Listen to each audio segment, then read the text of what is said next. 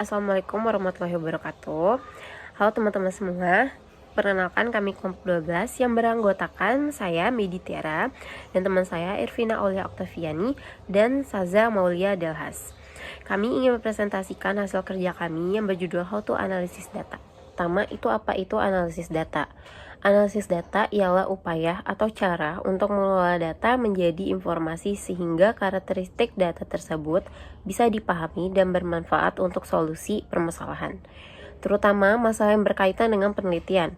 Atau definisi lain dari analisis data yakni kegiatan yang dilakukan untuk mengubah data hasil dari penelitian menjadi informasi yang nantinya bisa dipergunakan dalam mengambil kesimpulan. Secara garis besar, teknik analisis data terbagi menjadi dua, yaitu analisis kuantitatif dan analisis kualitatif. Perbedaan kedua teknik tersebut terletak pada jenis datanya. Data yang bersifat kualitatif atau tidak dapat diangkakan, maka analisis yang digunakan adalah analisis kualitatif. Sedangkan terhadap data yang dapat dikuantifikasikan dapat dianalisis secara kuantitatif. Selanjutnya, tujuan analisis data. Tujuan analisis data ini ialah untuk menjelaskan suatu data supaya dapat lebih mudah dipahami. Selanjutnya itu dibuat sebuah kesimpulan. Kesimpulan yang didapat dari analisis data itu diperoleh dari sampel yang umumnya itu dapat dibuat dengan berdasarkan pengujian hipotesis atau juga dugaan. Nah, selanjutnya itu, tadi kan kita tahu teknik analisis data itu ada dua, yaitu kuantitatif dan penelitian kualitatif. Menurut Neumann, penelitian kuantitatif lebih concern dengan masalah desain pengukuran dan sampling, karena pendekatan deduktif menekankan pada detail perencanaan untuk mengumpulkan data dan analisis. Sedangkan penelitian kualitatif lebih concern pada kekayaan jalinan dan feeling dari data mentah, karena pendekatan indukatif membangun pengertian yang mendalam dan generalisasi yang dibuat terlepas dari data yang dikumpulkan.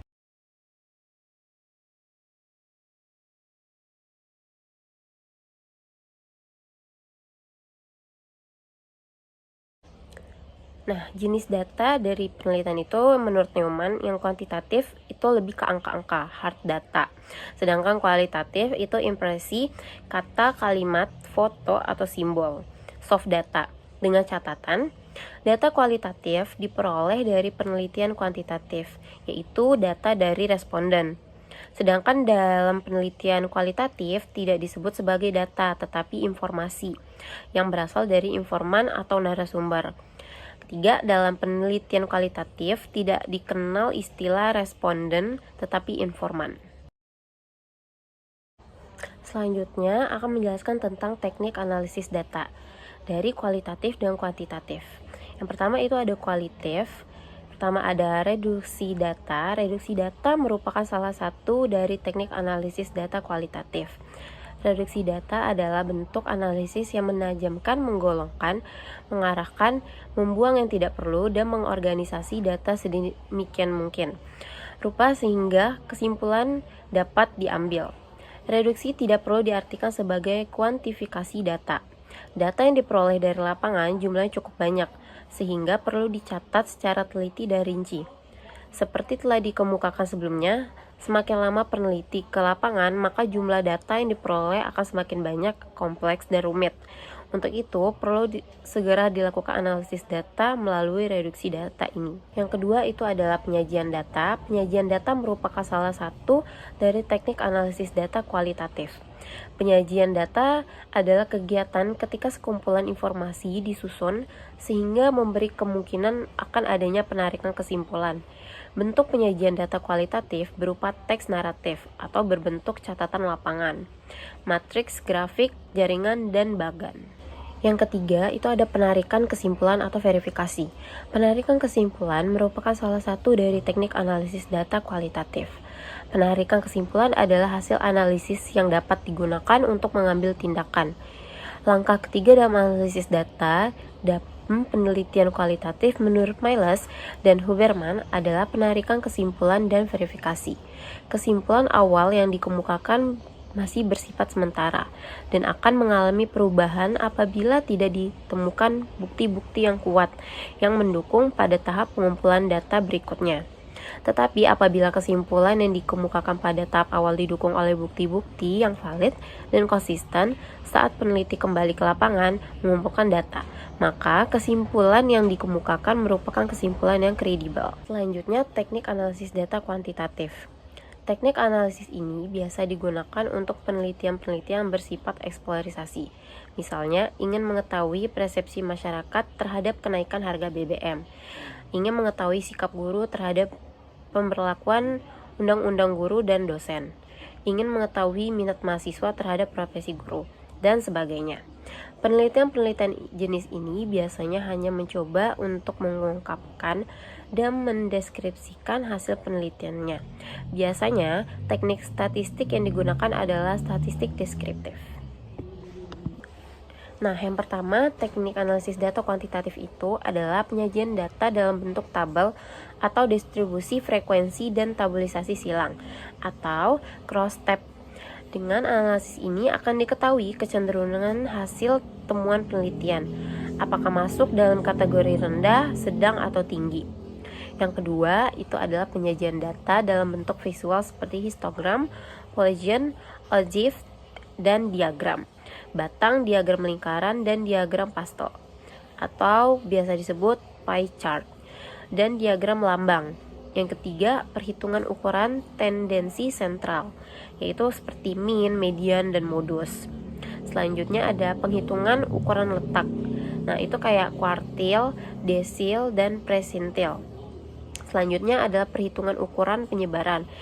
Di dalamnya itu ada standar deviasi, variance, range, deviasi kuartils, mean, deviasi, dan sebagainya. Selanjutnya ada jenis penelitian. Jenis penelitian sendiri ada 3 macam.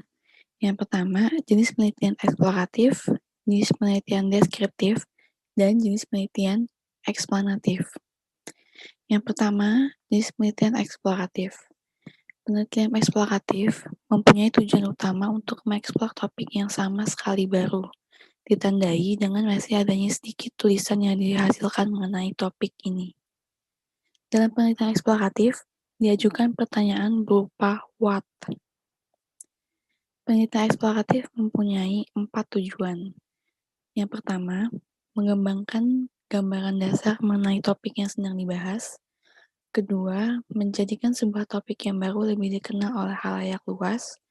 Ketiga, membuka kemungkinan diadakannya penelitian lanjutan mengenai topik yang sedang dibahas. Dan yang terakhir, mengembangkan teknik dan arah untuk penelitian selanjutnya.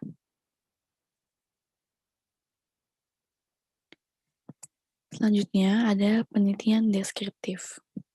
Penelitian deskriptif ini bertujuan untuk menggambarkan fenomena sosial. Dalam penelitian deskriptif, pertanyaan yang diajukan berupa who. Penelitian deskriptif mempunyai 6 tujuan utama.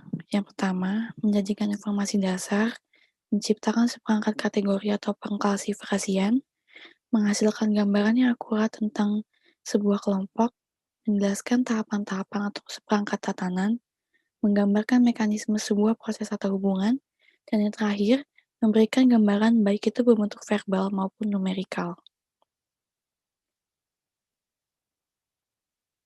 Jenis penelitian terakhir adalah jenis penelitian eksplanatif. Jenis penelitian eksplanatif ini mempunyai tujuan utama untuk menjelaskan bagaimana sebuah fenomena sosial terjadi. Penelitian ini diadakan setelah peneliti mengumpulkan data-data dan informasi mengenai topik yang telah diketahui dan memiliki gambaran terkait topik yang lebih jelas. Dalam penelitian ini, pertanyaan yang diajukan adalah why. Sama seperti penelitian eksploratif, penelitian eksplanatif mempunyai 4 tujuan utama.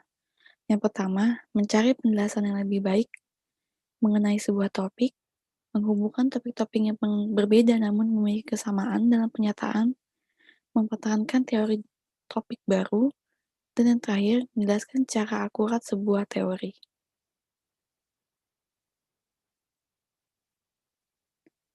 Selanjutnya, ada penyajian data.